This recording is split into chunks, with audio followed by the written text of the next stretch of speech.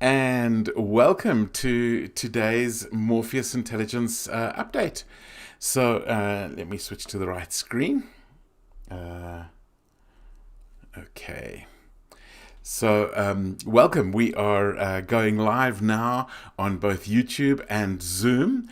And today we're going to be talking cultures. How do we build organizational cultures? How do we get to this place where we have this thriving culture, this compelling culture that everybody is looking for? And we're going to be doing that as we look through today, covering today's Morpheus Intelligence Update. So my name is Ian Hatton, and welcome to the Morpheus Intelligence Update.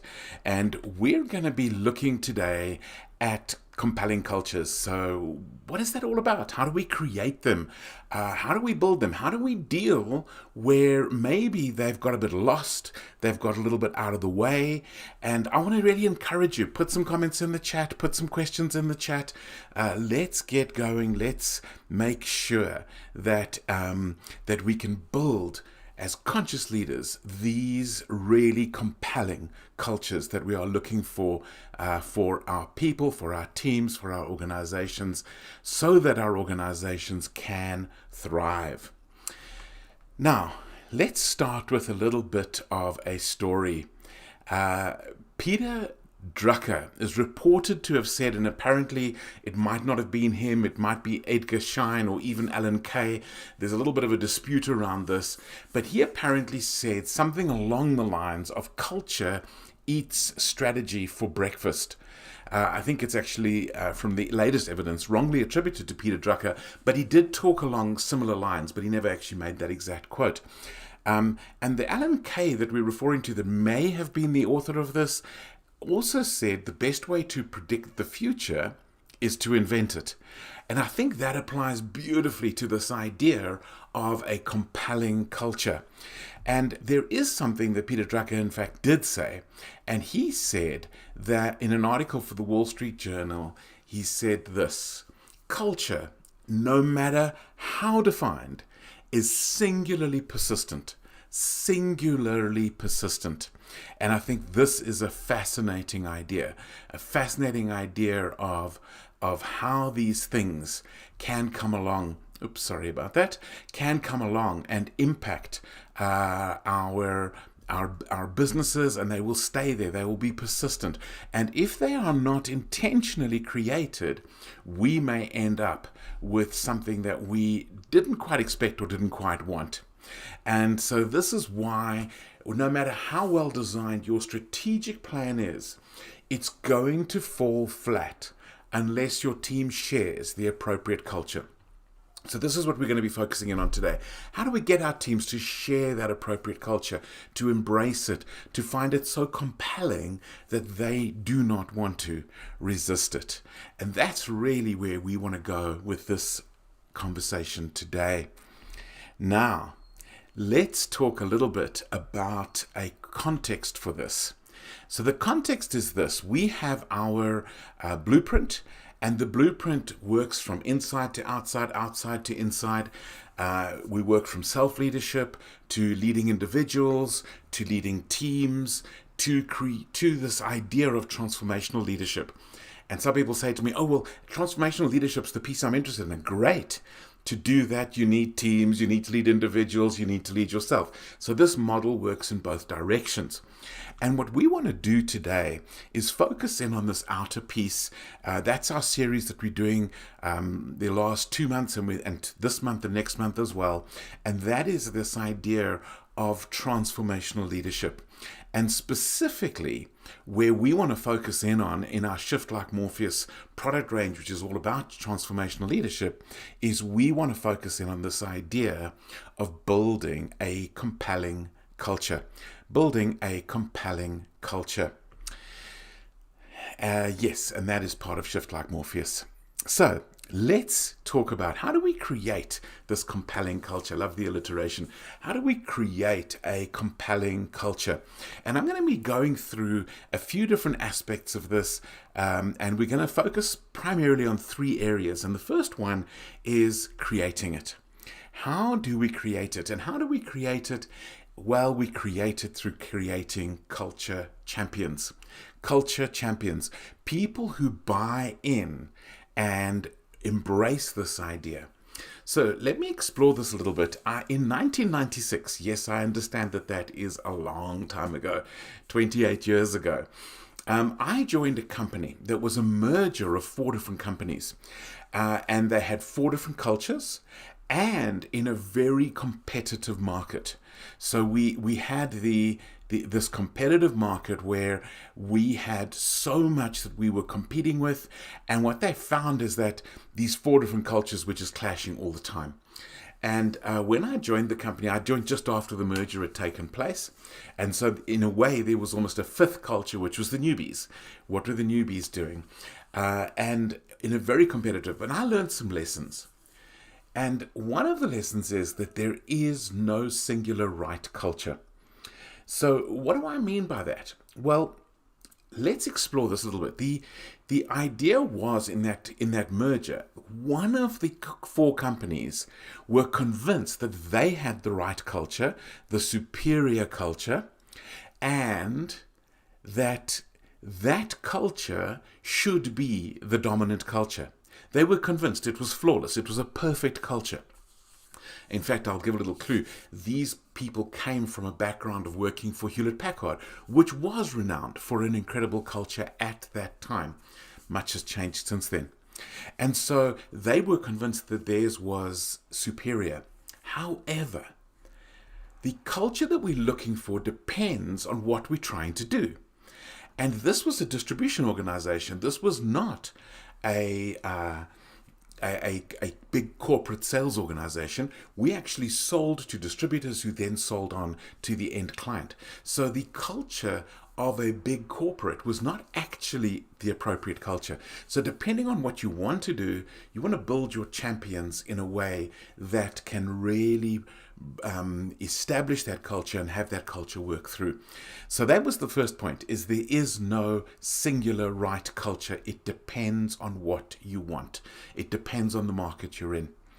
Then we have another thing that we learned, a second lesson, was that all the voices must be heard to build a new culture.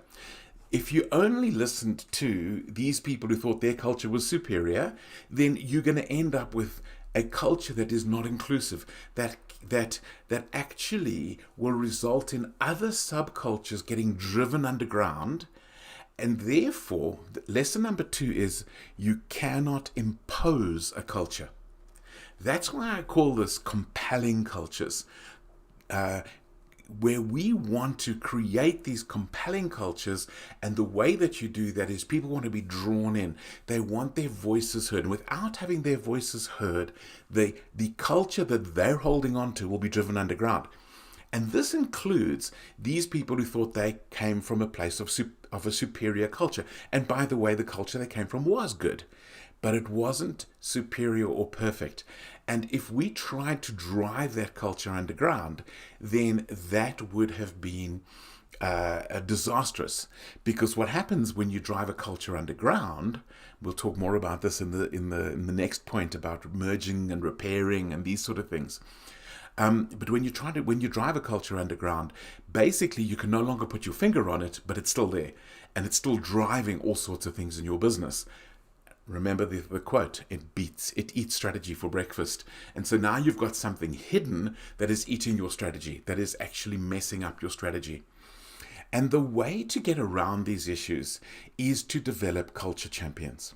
And so culture champions are a key for hearing the truth and spreading the message. Hearing the truth and spreading the message. So how do we do this? Imagine that, and I became a culture champion. This was one of the things that they drew me into in the numerous meetings that they had in trying to intentionally build a new culture.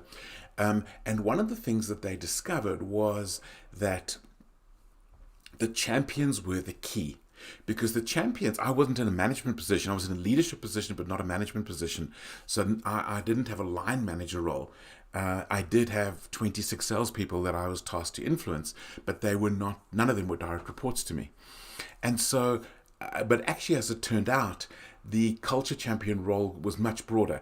Conversations at the coffee machine, conversations as I visited the various branches, which I did a lot, resulted in information I could bring back and say, here is the truth of what's being said on the ground. These are the things that maybe people aren't raising in meetings, and we could deal with that. But simultaneously, I could take the latest information on where we're going with the culture, and I could answer those questions. And so the idea of culture champions to me is absolutely key to developing a great organizational culture. So that was point number one, is create your champions. They are going to help you to find a culture that is inclusive. They're going to help you find a culture where all the voices are heard. They're going to help you to distribute the message and be your ears on the ground. So that is point number one. Now, point number two, and by the way, please put your questions into the chat and we'll be responding as we go along. So point number two is, how do we change a culture? How do we merge a culture? How do we repair a culture? So merging, repairing, changing, how do we do this? And I actually studied this in my master's degree as well. And this was after this experience of being a culture champion. And so what we find is that this idea of an outsource scenario. So you have a scenario where you had an organization, you take a piece and you outsource it. This was discussed when I did my master's degree in 2002 and 2003. And this was a major area for me to invest in. I thought it was such an interesting study. And they spoke about the outsource being like cutting off a limb. Cutting off a limb. Can you imagine what that does to an organization? They talk about mergers is like a forced marriage with somebody you didn't choose. So how do we build culture in these situations where the culture is broken, the culture is from a merger, a forced marriage, a culture is needing to be repaired after a limb is cut off? How do we deal with this? Or maybe there's been a big market change. How do we deal with this?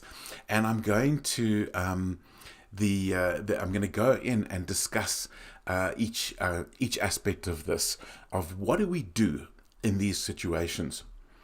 The first is, we need a safe place for the pain to be expressed. If you do not make it safe, that pain goes underground, you then can't see it. And, well, let's talk about Boeing. Boeing, it doesn't feel safe to express things, to express concerns, and then you are going to be sitting with these situations that you don't even know what's really going on. And so you want it to be safe. You want it to be possible to express the pain of the amputation, the pain of the forced marriage, the pain of the merger and the outsource and the big market change or the technology change or whatever it might be. And so you want that opportunity to express that pain. And then you really want to make sure that people feel heard. So you want to make sure that there's always a channel. And so the safe place for the pain to be expressed is that everybody feels it's okay to voice where they are and what their pain is, because that can feed directly into the new culture that you want to build, and you can create something that helps address those issues. The second one is you want a level playing field. You want, for example, in a merger, to not have one culture dominate another. You want to be able to create the kind of scenario where, people feel like it's okay. I'm not going to lose everything that we had. They're going to listen. And so you want all voices to be equal in a merger. You do not want to prioritize one over the other. You want to show that all cultures have value, and we're going to bring as many ideas together as we possibly can. And we want to assure everybody and prove to everybody, in fact, that the new culture will be co-created. The new culture needs to be co-created, and I think that is critical. And then finally, you want high involvement. So you want workshops with every single staff member able to voice what's going on. And this is what we did in that organization that I joined, that had this merged culture of actually 5 different places, 4 companies plus new people. And you wanted to be able to merge that, and that meant that we had workshops. We built culture champions from all levels. So there were culture champions from management level and from individual contributor level, that people felt that there was a voice. And you're going to need some tenacity. The tenacity that we need is, you've got to see this through. You've got to listen. You've got to actually pay attention. So, so I'm going to have a quick look at some of the messages that are coming through. So we have here a message here from Cindy. The culture is not a one-size-fits-all solution.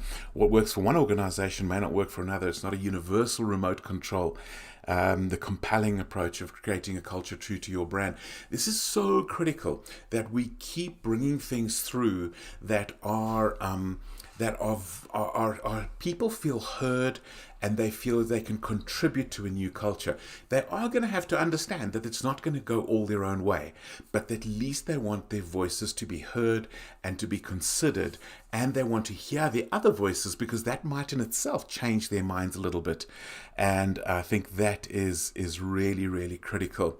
And yeah, we really do want, this one here from Yazzie Media as well, a safe place to express feelings that makes the change feel so much less hostile. And we really want to get away from that, because the moment it feels hostile, you're going to be driving something underground that is going to come back and bite you some point in the future. So yeah, really, really cool to co-create a new culture. Now, some of you who are watching live, or maybe even watching this video afterwards on YouTube or one of our recordings, I want to just highlight to you that we talk about this in the Leadership Egg Assessment that we do. And so if you want to take the Leadership Egg Assessment, what it does is it's going to ask you a bunch of things around all 4 facets of leadership, all 4 domains of leadership, from self-leadership to leading individuals to leading teams, and to transformational leadership, which culture is part of. And so this assessment might be a great way for you to start and to see what actually will work for you, and where you can pay some attention in what you're trying to build for your organization. Then maybe that's not quite where you're at. Maybe you've got another concern, and that concern is that you are not sure about the relationships that you have at a leadership level that can even do this, or the teaming level. Maybe you feel there isn't enough trust in the organization to even venture down the culture pathway. And so we have just launched the Love Like Morpheus Log Cabin Conversations. And the Log Cabin Conversations is something you can sign up for as well. Here is the sign up, and what that will allow you to do is to actually listen in on some conversations around this, and that you can then use those conversations in understanding how to build team, as it covers 12 different principles. 12 different principles that are covered around building relationships that work. And that's what we're really looking for. We want to see relationships that work. We want to be able to see them being able to feature in this kind of a way. So, but let's continue to the third main point. And then on this third main point, we can then go back to having a look at the conversations and the chat that's going on. And the third point is, how do we build values-based culture? That's actually what this is all about. How do we build values-based culture? So no matter how compelling we think the new culture is, Nothing important is going to shift without it being compelling to the people on the ground. And so it doesn't matter how much you believe in the culture. It doesn't even matter if you think the culture is just perfect and everybody's going to love it.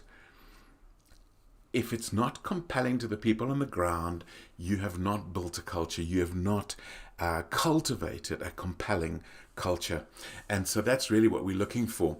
So the first thing is we want to be asking questions that matter. Really, really good questions that matter. And so the questions that matter that we're talking about is things like, why does where we want to go important? Why is it that where we want to go is important? And so this idea is that the culture is supporting the strategy. And so we need to understand, for that to work, why is the strategy important? Why is the direction? Why is the vision? Why does this matter? And then that's the why. So we want to understand the alignment of the culture and the direction that we are taking. Now, I can't mention the name of the client, but I've been working with a client who took an intentional decision 5 years ago to shift the culture in their business. This is a big global business, by the way. Pretty much a household name, but certainly they employ over 100,000 people. And this organization decided that there was a gap in their culture, and they were changing the strategy of the business, the direction of the business. And in fact, they'd just come off a big year of loss after being very compelling, a very successful season, and gradually their profits had been eroded, and they needed a whole new strategy. And what they realized is that that new strategy required some tweaks to their culture. It wasn't like a 180-degree switch. It wasn't to throw the old culture away, but it was just some tweaks to the culture. And so this alignment was so critical. And so now we understand why we need a certain culture to fit our strategy.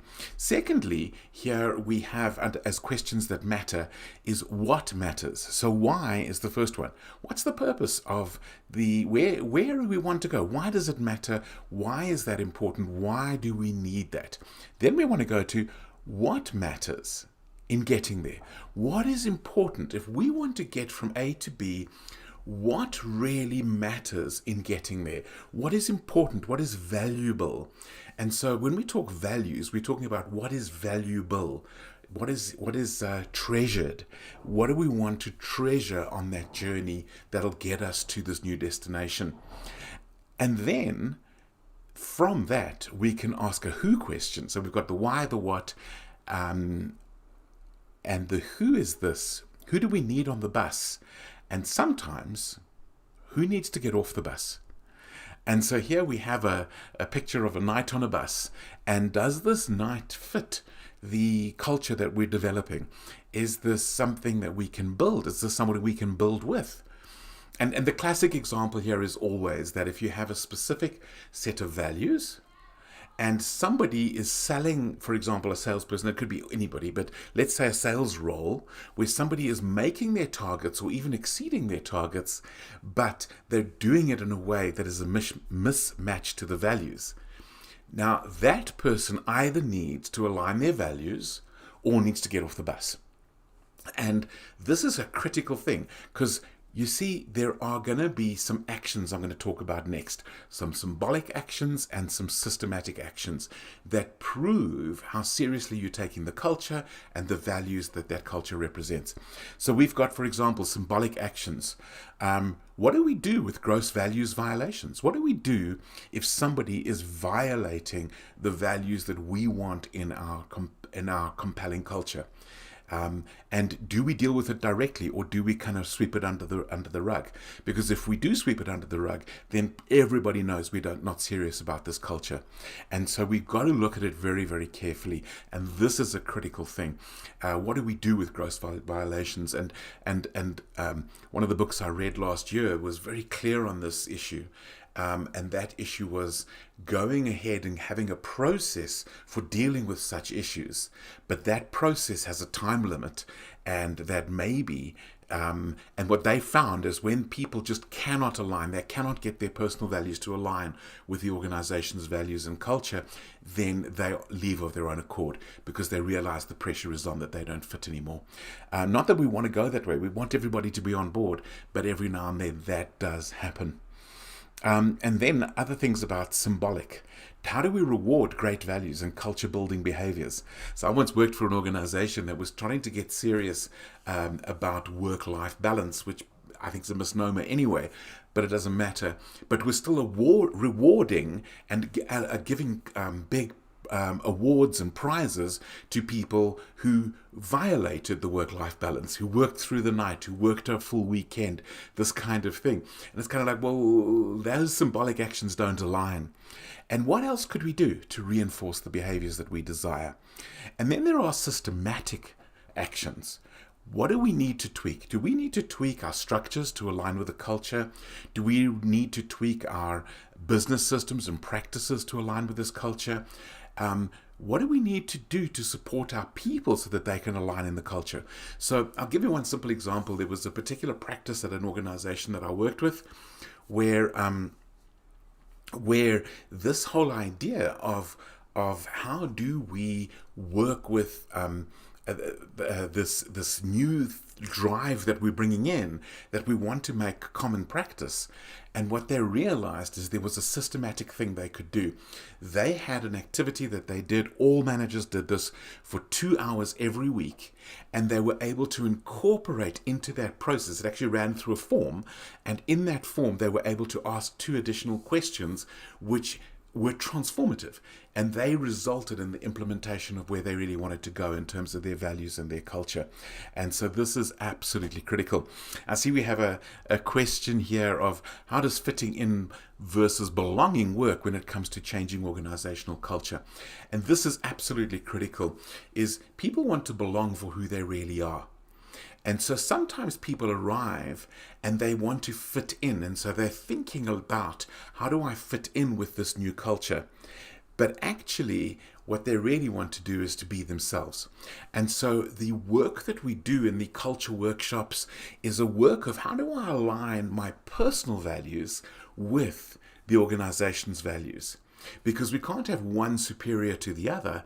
We really want to try and enhance both. And sometimes people, it's best to not have them fit in. They must rather go and belong somewhere where it does align with their values. And other times we can show them how what they value actually aligns with what we're trying to do.